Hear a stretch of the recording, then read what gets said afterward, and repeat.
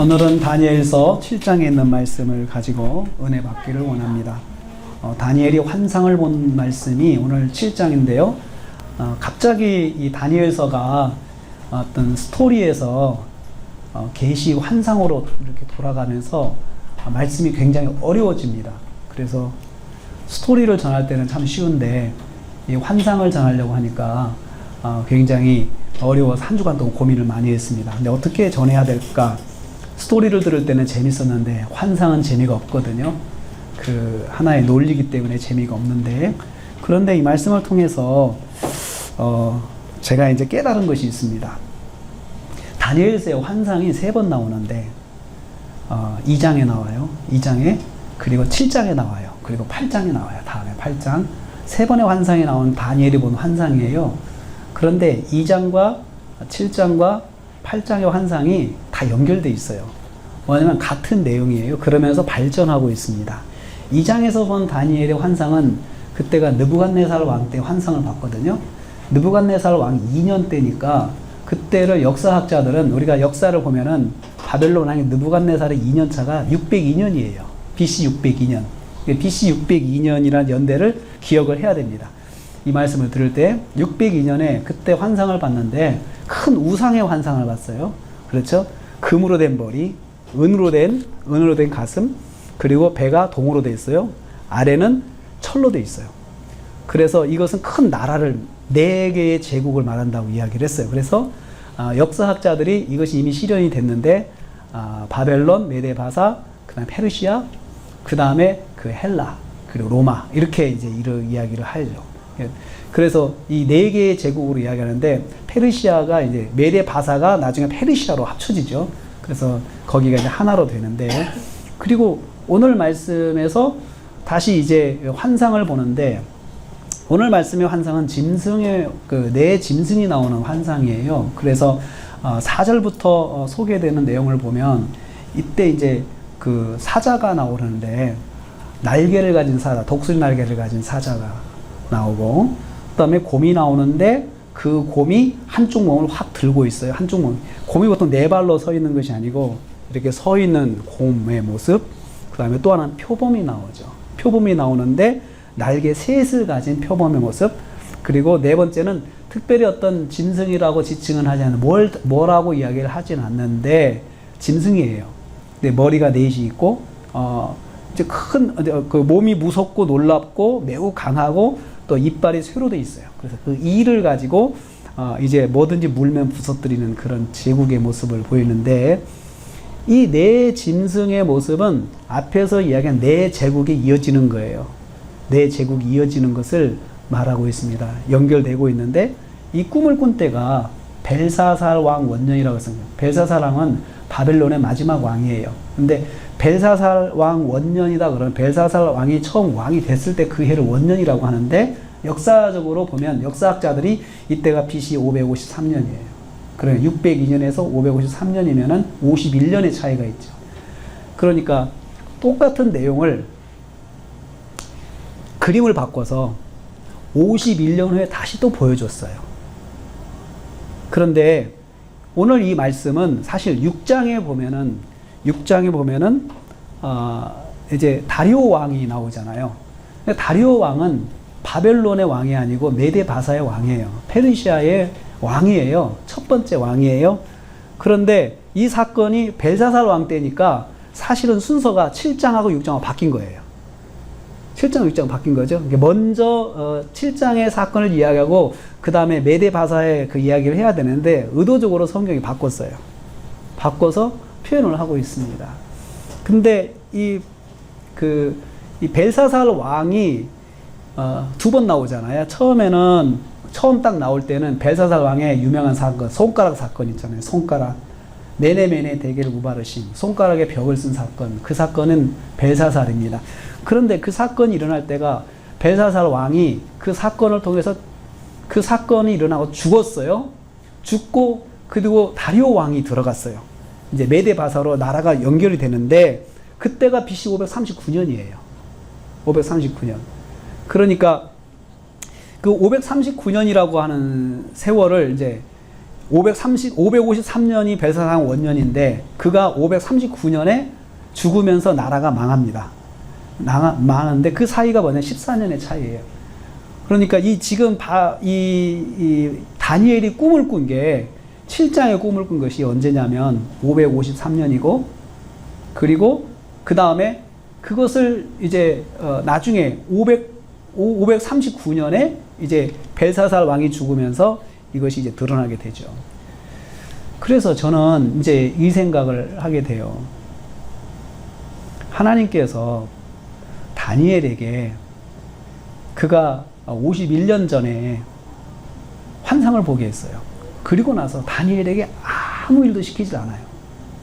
근데 그 환상은 어떤 환상입니까? 역사가 전환되는 환상이에요. 그리고 자기가 속한 나라가 멸망한다는 거예요. 그리고 또 나라가 오고 그 나라도 또 멸망한다는 거예요. 하나님 그것을 역사의 흐름을 보여주셨어요. 그리고 나서 다시 또 51년 후에 또 같은 꿈을 꿨어요. 역사의 흐름에 대한 꿈을 주셨어요. 그런데 여전히 바벨론에 이제 다니엘은 몸을 담고 있어요. 몸을 담고 있는데 두 번째 꿈을 꾸면서는 어떤 생각이 들었을까요? 저는 심각해졌을 것 같아요.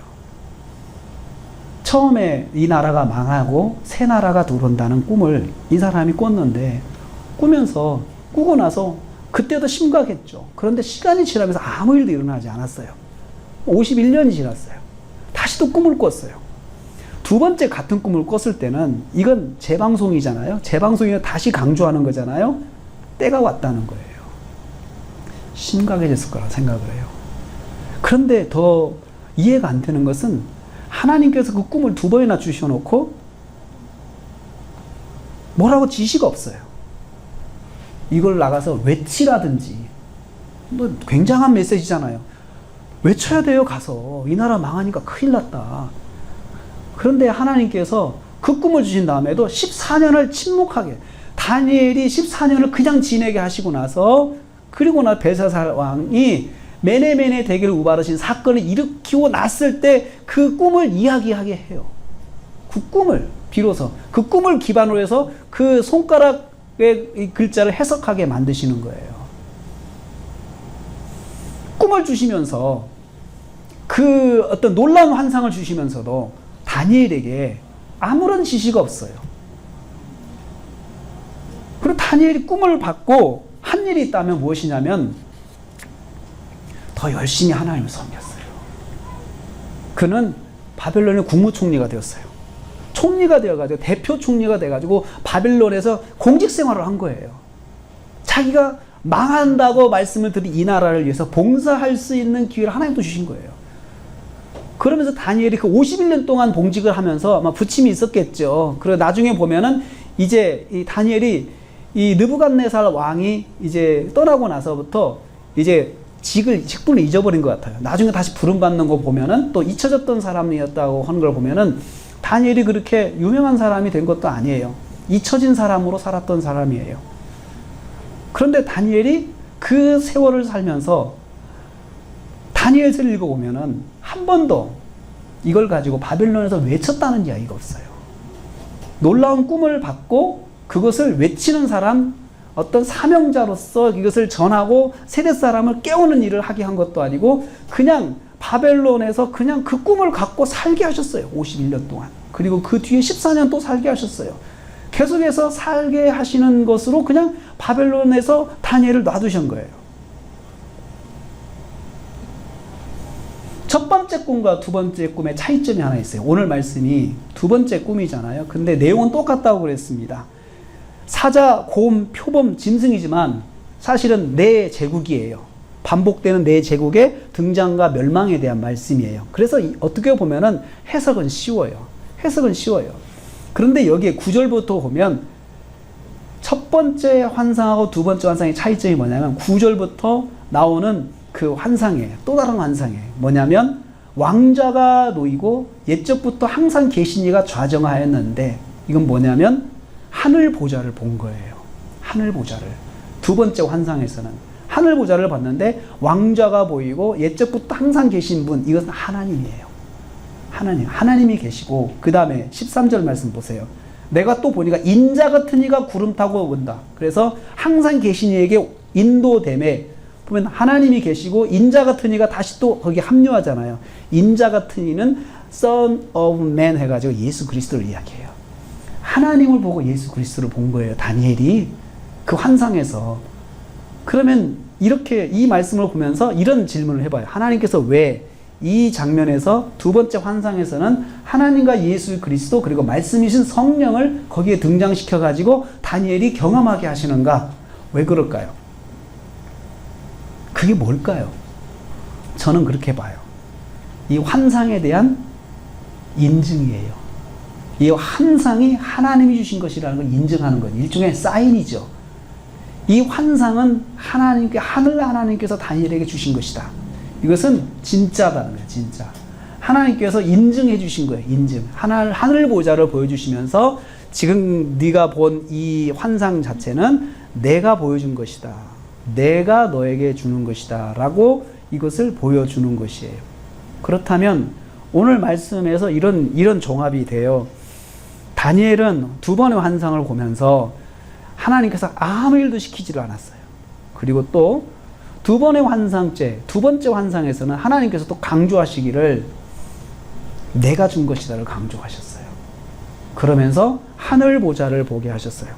이 하늘 보좌는 요한계시록에 등장하는 그 보좌와 똑같은 내용이에요. 그래서 이 요한계시록의 말씀과 다니엘서가 연결되는 것은 하늘 보좌의 모습이에요. 그리고 뒤에 또 다니엘의 환상이 나오는데 이것이 이제 요한계시록과 연결이 되는 그 부분이에요. 그러나 오늘까지 이 두 번째 환상은 2장에서 한 환상하고 연결이 되는 것입니다. 자, 저는 이 말씀을 가지고 몇 가지를 생각하게 됐어요. 첫째는 하나님께서 왜 다니엘에게 아무것도 시키지 않으셨을까? 도대체 그러면 환상을 왜 다니엘에게 주셨을까? 여러분, 그런 질문이 생기지 않아요? 그냥 환상도 아니고 역사가 어떻게 진행되는지 그것을 보여주고, 그리고 이 나라부터 시작해서 이 나라가 멸망해서 또 나라가 세워지고 그 나라도 멸망하고 또 그 다음 나라가 세워지고 또 멸망하고 이렇게 해서 그 어떻게 역사가 진행될 것인지를 보여주셨는데 왜 아무것도 다니엘에게 시키지 않으셨을까? 왜 환상을 주셨을까? 이게 제가 이 본문을 보면서 한 첫 번째 질문이에요. 하나님께서 왜? 또 환상을 본 다니엘은 어떤 마음이었을까? 내가 만약에 다니엘이라고 하면은, 내가 다니엘이 되었어요. 그래가지고 이런 환상을 봤다면 여러분 어떻게 했어요? 잠 못 잡니다. 잠 못 자요. 미국이 망한다는 환상을 봤어요. 여러분, 미국이 망한다는 환상을 봤어요. 그러면 여러분 잠 잘 수 있어요? 미국이 망한다. 우리 대한민국 사람이 봤어요. 잠 못 잡니다, 여러분. 이거 어떻게든 미국 정부에다 알려주려고 노력할 거예요. 그렇죠? 내가 환상을 봤는데 대통령 면담해야 된다. 계속 메신저, 트위터에다가 트럼프한테 트윗하면서 내가 본 게 있는데 좀 나를 면담해달라 그러면서 그럴 거잖아요. 그렇죠? 벌쩍벌쩍 뛰죠? 이건 정말 하나님께서 내게 주신 것이고, 정말 내가 인증샷까지 받았어. 천상 보좌까지 인증샷까지 받은 이것은 거짓말이 아니고 진짜야. 나만 알고 있는 거예요, 지금. 난리 난 거죠, 지금. 또 한편요. 내 삶이 굉장히 심각해질 것 같아요. 왜냐하면 나라가 망한대요. 이 세계를 주관하는 미국이 망한대요. 그러면 그 망하는 것이 누구하고 연관되어 있어요? 내 삶에 직접적 영향이 오는 거예요. 그리고 다니엘은 그 나라의 공무원이에요. 고위공직자예요. 고위공직자로서 내가 몸담고 이 나라가 망한다고 생각하면 가만히 있을 수가 없을 것 같아요. 뭐라도 해야 될 것 같아요. 그래서 어떻게 해야 돼요? 느부갓네살 환상 때 그랬어요. 느부갓네살이 그랬어요. 공의를 행하라고 했어요. 그 해석하면서 이제부터라도 공의를 행하셔야 됩니다. 라고 이야기를 했어요. 그러면은 다니면서 공직자들한테 막 강의하고 다닐 것 같아요. 아니면 나라가 망하니까 여러분들 공의를 행해야 됩니다 하고 막 그냥 외치고 다녔어야 될 것 같아요. 그런 마음이 생길 것 같아요. 저 같으면. 가만히 있을 수가 없어요. 그런데 다니엘은 아무 일도 하지 않았어요. 단지 그가 한 것은 총리로 봉직하면서 자기가 거기서 그 나라를 잘 관리했어요. 다니엘이 있는 그 기간 동안 나라가 바벨론이 계속해서 번성했어요. 왜 주셨을까요? 도대체 다니엘에게 하나님께서 그 환상과 계시를 주신 이유는 무엇일까요? 그것은 51년 동안 환상과 계시를 본 이 51년 그리고 또 14년 이후에 그 기간 동안의 다니엘의 삶을 보면 알아요. 환상과 계시를 준 목적은 다니엘을 하나님 앞에 묶어두는 데 있었어요. 다니엘을. 여러분, 다니엘에 대해서 우리가 들었어요? 하루에 3번씩 하나님 앞에 기도했다고 그랬어요. 이것을 변하지 않고 했어요. 변하지 않고 60년이 넘는 세월을 하나님 앞에 하루에 3번 나와서 엎드려 기도하는 생활을 했어요. 심지어 어느 때도요, 자기 목숨이 달려있는 때도 그걸 포기하지 않고 하나님 앞에 나왔어요. 그렇게 그 사람이 목숨과 바꾸면서 기도 생활을 할 수 있었던 계기는 무엇일까? 참 그게 궁금했어요. 그게 환상이었어요. 환상을 봤어요. 그것이 다니엘을 무슨 상황에 있더라도 하나님 앞에 엎드려 기도할 수 있게 만든 요인이 되었다라고 생각해요. 그래서 저는 하나님께서 다니엘에게 그 환상을 주신 목적은 그걸 가지고 네가 외치라가 아니고 네가 내 앞에 나오라는 거예요. 네가 먼저 내 앞에 나오라는 거예요. 그건 다니엘에게 주신 사명이에요. 그러면 여기 질문이 하나 또 들어가요. 도대체 왜 다니엘을 그렇게 하나님께서 하나님 앞에 묶어뒀을까? 환상을 주시면서까지. 그게 또 질문이 되죠. 도대체 다니엘 한 사람을 왜 하나님께서 묶어뒀냐 이거죠. 이스라엘 백성은 하나님께서 이미 그 나라가 망하기 전에 선자를 통해서 70년의 포로 생활 뒤에 다시 돌아올 거란 예언을 해주셨어요. 그런데 포로 생활을 하게 되면은 뭐가 문제냐면은 그 나라의 종교 그리고 문화 이게 다 없어져요. 그렇잖아요. 그리고 이스라엘 땅에서 포로 생활한 것이 아니에요.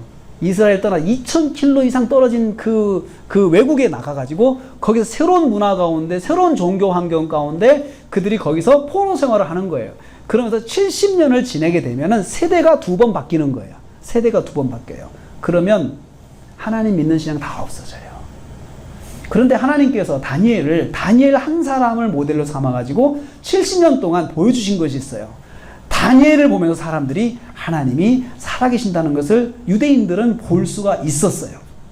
다니엘의 사명은 70년의 포로 기간 동안에 하나님이 살아계신 것을 보여주는 그 모델로서 살아야 되는 사람이었어요. 그런데 70년을 한결같이 믿음 생활하는 게 쉽습니까? 쉽지 않습니다. 사람의 마음이 나이를 먹을수록 쉬고 싶은 것입니다. 이제는 내가 좀 천천히 예배드리고 싶다. 내가 좀 조금만 더 쉬면서 예배드리고 싶다. 왜냐하면 난 지금까지 많이 예배를 드렸으니까. 그리고 또 다니엘 같은 경우는 나이를 먹을수록 더 어려움이 가중이 됐어요. 왜 하나님께서는 신앙생활 열심히 한 사람에게 왜 시간이 갈수록 편하게 만들어주지 않고 더 힘들고 어렵게 만들으시냐 이거예요. 우리가 그런 생각을 할 수 있어요. 나는 교회 생활 오래 했고 봉사 열심히 해서 이제 좀 쉬어야 되겠다. 좀 천천히 해도 되겠다. 남들 하게끔 해줘야 되겠다. 그렇게 생각하잖아요. 다니엘도 그런 마음이 없었겠어요. 친구들도 있고. 그런데 하나님은 그렇게 하지 않으세요. 너는 너의 사명이 있는 거예요. 언제까지요? 끝까지. 주님 부르실 때까지 너의 사명이 있어요. 다니엘은 너의 사명, 네가 받은 사명 가지고 끝까지 가야 되는 거야. 하나님 부르실 때까지. 그래서 하나님께서 다니엘에게 환상과 계시를 보여주신 거예요. 그리고 또 계속해서 8장이나 그 뒤에 나온 환상과 계시를 보면은 다니엘의 삶과 전혀 상관이 없는 환상이에요. 다니엘이 그것을 환상을 보고 혜택을 보는 것도 아니고 다니엘 시대에 이루어지는 것도 아니고 앞으로 먼 미래에 있을 사건에 대해서 하나님께서 말씀하신 것은 다니엘이 사실은 지금 믿음을 지켜 사는 거하고 아무 상관이 없어요. 자기가 좀 혜택 보는 것도 없는데 하나님께서 다니엘을 거기에다 묶어두셨어요. 사명이라는 것이 있어요. 다니엘이 그 70년 시간 동안에 그 포로 생활하는 유대인들에게 하나님의 살아계심을 보여줘야 될 유일한 모델이 다니엘이었기 때문에 하나님께서 그 사람을 그렇게 사용하신 거예요. 그렇다면 우리가 이제 이렇게 생각을 적용을 할 필요가 있어요. 저는 이렇게 적용을 해봤어요. 우리가 이 시대를 살면서 내가 하나님 앞에 어떤 환상과 계시를 볼 수 있어요. 보여줄 수 있어요. 하나님께서. 그런데 여러분, 우리가 우리 시대를 보면서 소위 환상과 계시를 보는 사람들이 다 여기저기서 예언자처럼 나와요. 그래가지고 뭐 나라에 대해서, 국가에 대해서 비판하고 비평하고 하나님께 주신 말씀이다라고 여러 가지로 말을 합니다. 그런데 여러분, 그 많은 사람들 중에서, 그렇게 하는 사람들 중에서 모두가 다 하나님의 뜻대로 하는 것인가 한번 생각을 해보는 거예요. 환상과 계시가 진짜냐 가짜냐를 떠나서 정말 하나님께서 그 다음에 주신 사명대로 하냐 이거예요. 말하고 싶어서 견딜 수 없는 개인적인 감정이 더 앞서지 않을까, 저는 그런 생각을 해요. 근데 다니엘처럼 말하고 싶은 내용이 있는 사람이 있었을까요, 역사적으로? 근데 하나님께서는 다니엘에게 그 60년이 넘는 세월 동안에 침묵하게 하셨고, 그가 공적으로 이야기할 기회가 있을 때만 언급하게 만드셨어요. 그리고 묶어두셨어요. 우리도 그럴 수 있어요. 하나님께서 내게 어떤 환상과 계시를 줄 수가 있어요. 그러면 그 1차적인 대상이 뭐냐? 우선적으로는 나에 대한 메시지예요. 내가 어떻게 살아야 될까? 내가 하나님의 환상을 봤다고 하는 것은 제 1차적인 것은 뭐냐? 하나님은 살아계시다는 것을 내가 경험한 거예요. 그렇기 때문에 하나님이 살아계시다는 경험했기 때문에 우선적으로 뭘 해야 되나? 내가 정말 하나님 말씀대로 살려고 해야 돼요. 그렇게 살아야 돼요. 모델이 돼야 돼요. 다니엘을 보면서 그걸 깨달았어요. 다니엘의 영성은 뭐냐면 그 놀라운 체험을 하고도 침묵하고 살았다는 거예요. 그리고 자기에게 주어진 총리직에서 영향력을 발휘하는 삶을 살았어요. 다니엘이 총리직을 하면서 내가 환상을 봤는데 이 나라 망할 거야. 그리고 앞으로 새 나라가 될 거야. 그리고 세계는 몇 번 망할 될 거야. 이런 강의를 하고 다녔다는 말이 없어요. 그렇게 하지 않았어요. 그 말씀으로 하나님이 살아계심을 알았기 때문에 그는 더욱더 하나님 말씀의 공의를 가지고 그 나라를 다스렸어요. 그 나라가 우상이 지배하는 나라였지만 그만큼은 자기가 할 수 있는 권한 안에서는 하나님의 권세를 가지고 일을 했어요. 그렇다고 해서 그가 총리직에서 영원히 40년, 50년, 60년 있었던 것도 아니에요. 느부갓네살이 떠나자 그도 잊혀지기 시작했어요. 억울하지 않아요? 그럴 수가 있을까? 내가 하나님의 그 놀라운 체험을 한 사람인데 내가 이렇게 물려나다니 하나님 왜 그러실까? 거기에 대한 질문도 하지 않았어요. 주어진 대로 순응하며 살았어요.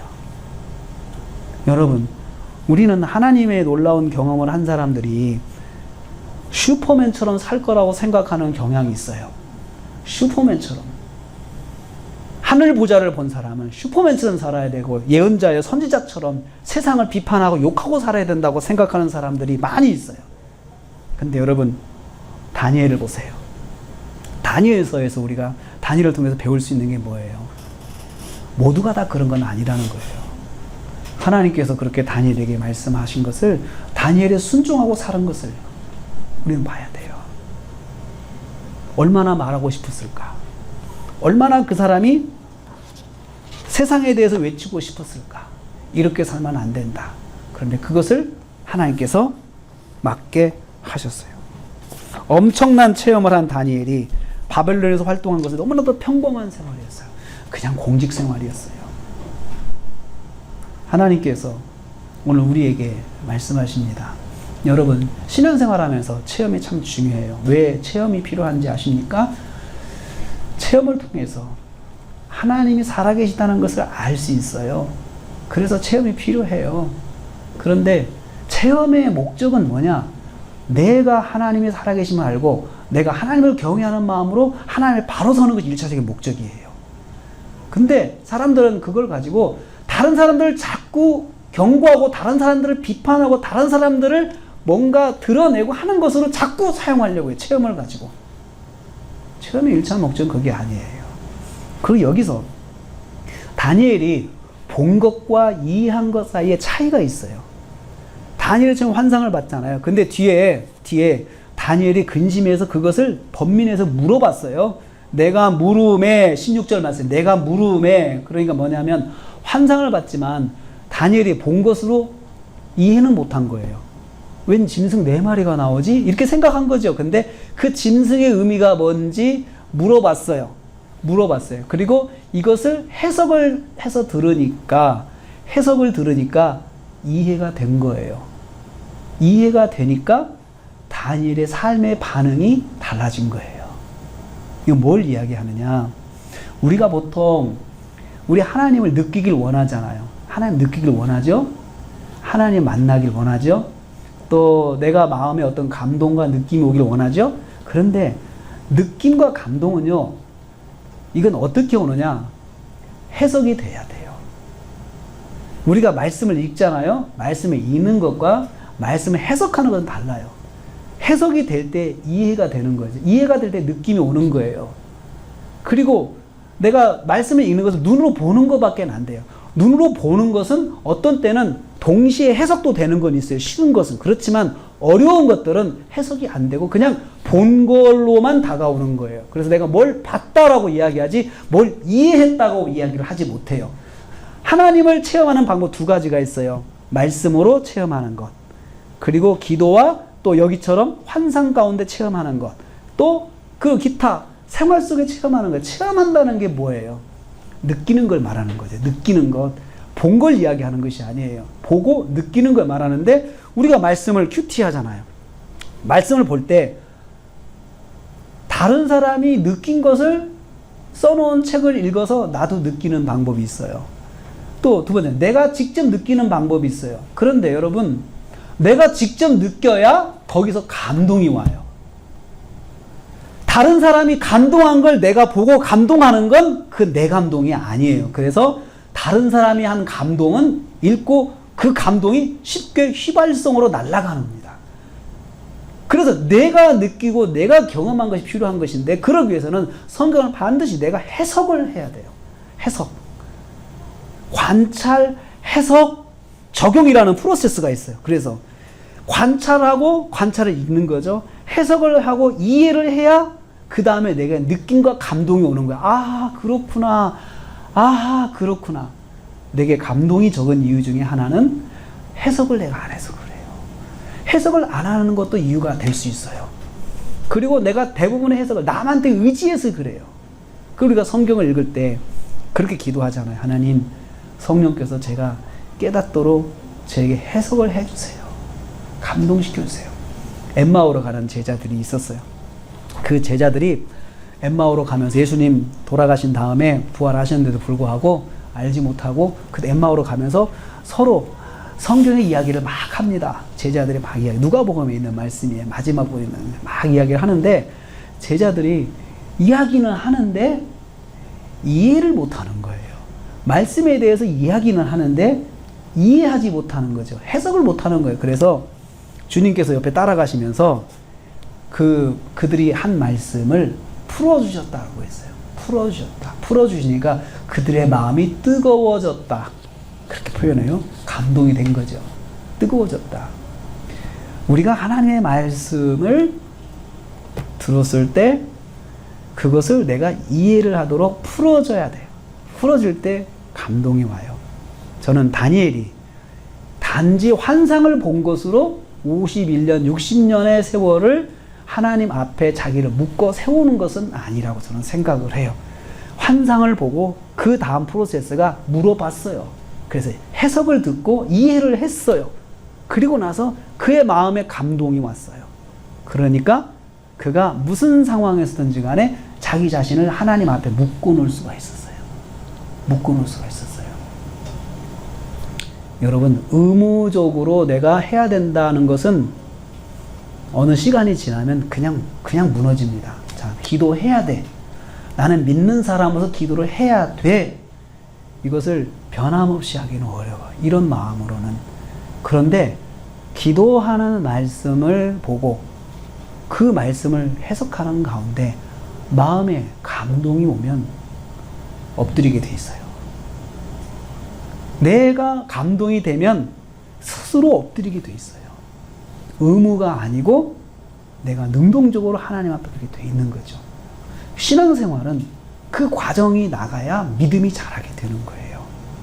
오늘 저는 다니엘을 통해서 저와 여러분에게 주신 하나님의 말씀이 저는 그거라고 생각을 해요. 다니엘이 본 환상, 그건 역사 속의 내 제국이에요. 그냥 간단해요.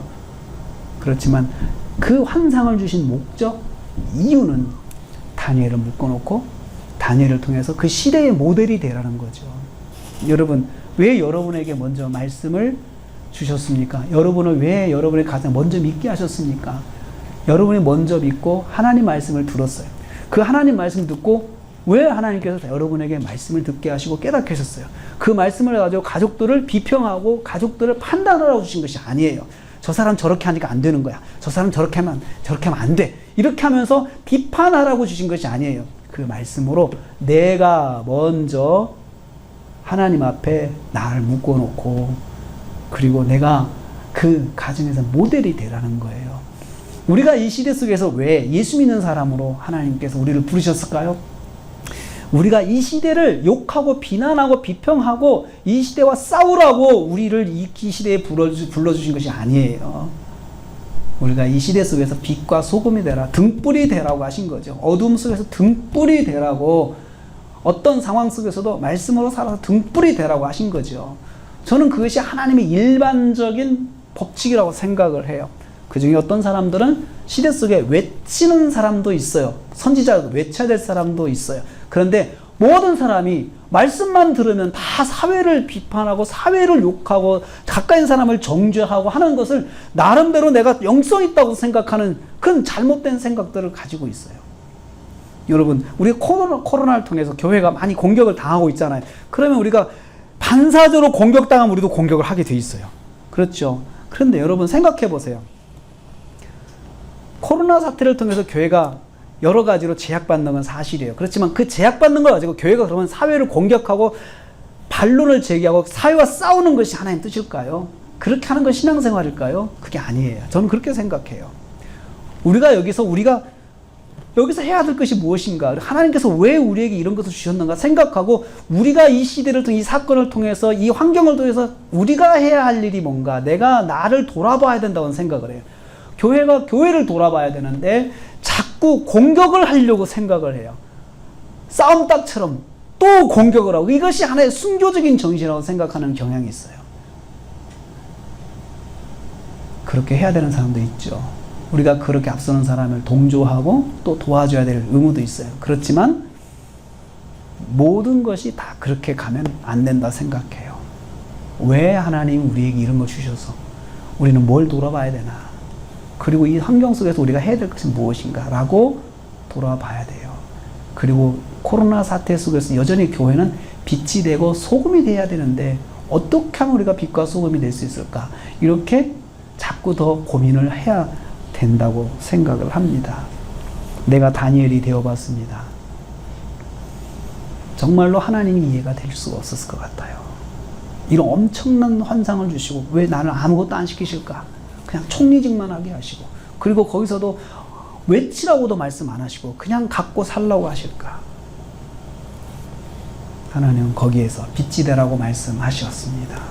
사랑하는 우리 성도 여러분, 여러분이 여러분의 가정의 다니엘입니다. 여러분의 가정에서 다니엘이에요. 여러분에게 말씀을 주시고 놀라운 것 깨닫게 하시고 체험하게 하시고, 그걸 가지고 가족들을 정죄하고 가족들을 판단하고 비판하라고 주신 것이 아니에요. 가정에서 빛이 되라, 소금이 되라, 그리고 내 자신을 더욱더 하나님 앞에 묶어놓으라. 이것이 하나님의 뜻입니다. 저는 오늘 이걸 여러분들에게 나누려고 기다렸습니다. 그리고 이 말씀을 하나님 이렇게 인도해 주셨습니다. 저보다 더한 것을 깨달을 수 있어요. 다니엘보다 더한 것도 깨달을 수 있어요. 그럴 때 하나님이 내게 뭘 원하시는지 그 다음에 물어보십시오. 뭘 원하시는지. 그리고 나서 다니엘처럼, 야 다니엘 그렇게 알고 살아, 그렇게 말씀하셨다면 그렇게 사십시오. 말하고 싶어, 뭔가 나를 드러내고 싶어서 은사와 체험을 통해서 내 존재감을 드러내려고 하고 싶은 마음이 우리 사람들한테 있습니다. 마귀가 그걸 자극합니다. 거기에 빠지지 않아야 됩니다. 오늘 다니엘이 본 환상을 통해 주신 이 말씀, 저와 여러분이 들으신 대로 순종하시는 귀한 시간 되시길 주님의 이름으로 축복합니다. 하나님 감사합니다.